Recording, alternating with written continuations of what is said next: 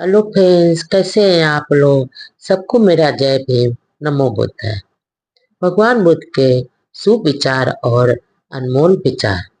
500 भिक्षुओं का जूठा खाने वालों की कथा भगवान बुद्ध अपने भिक्षु संघ को सुनाते हैं। भगवान बुद्ध कहते हैं, सुख दुख में सत्पुरुष सुख दुख में हमेशा संतुष्ट रहते हैं। आगे भगवान बुद्ध कहते हैं कि एक समय बेरचा ग्राम में एक ब्राह्मण रहता था। उसने भगवान बुद्ध को और उसके भिक्षु भगवान बुद्ध के और भिक्षु संघ को वर्षा काल में आमंत्रित किया था, यानी अपने घर में भोजन के लिए बुलाया था। इसके बाद शास्त्रा यानी भगवान बुद्ध अपने 500 भिक्षु संघ के साथ उसके गांव पहुंच गए। जब उसके गांव में पहुंचे तो वहां पर अकाल पड़ा हुआ था। अतः उस ब्राह्मण ने भगवान बुद्ध और भिक्षु संघ का स्वागत ठीक से नहीं कर सका, क्योंकि उसके गांव में अकाल पड़ा हुआ था। तब भिक्षुगण गांव में जाते थे और भिक्षुगण और भगवान बुद्ध को जो कुछ भी रूखा सूखा मिलता था उसे खाकर अपना काम चला लेते थे और संतुष्ट हो जाते थे। उनके साथ कुछ और भगवान बुद्ध के साथ कुछ और लोग थे जो भिक्षुओं और भगवान बुद्ध का के द्वारा छोड़ा हुआ भोजन को चट पर खाकर सो जाते थे। जब वर्षा काल समाप्त हुआ तो भगवान बुद्ध यानी शास्त्रा भिक्षुओं के साथ श्रावस्ती वापस आ गए।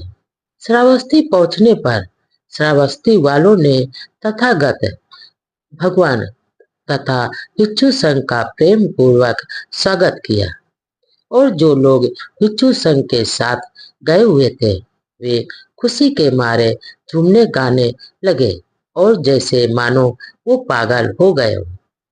तब भिक्षु संघ पर इन लोगों पर कोई असर नहीं हुआ, क्योंकि वो ना सुख दुख में हमेशा संतुष्ट रहते थे और वे उसी प्रकार रहे जैसे वृज्जा में रहते थे।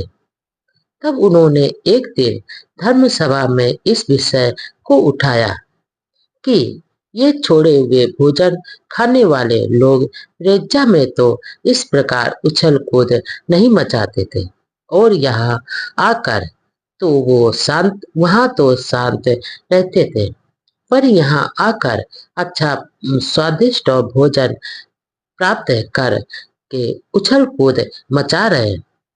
इसके विपरीत भिक्षुगण जैसे वृज्जा में शांत रहकर ध्यान साधना करते थे उसी प्रकार यहाँ भी धर्म साधना कर रहे हैं।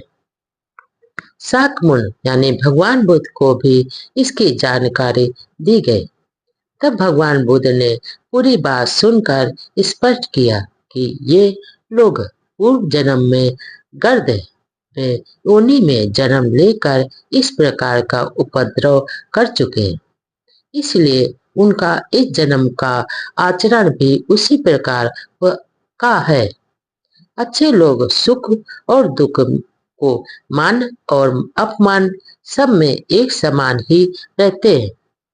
यह धर्मोपदेश देकर शाक्यमुनि या भगवान बुद्ध यानी भगवान बुद्ध ने यह कहानी अपने भिक्षु संघ को सुनाई थी।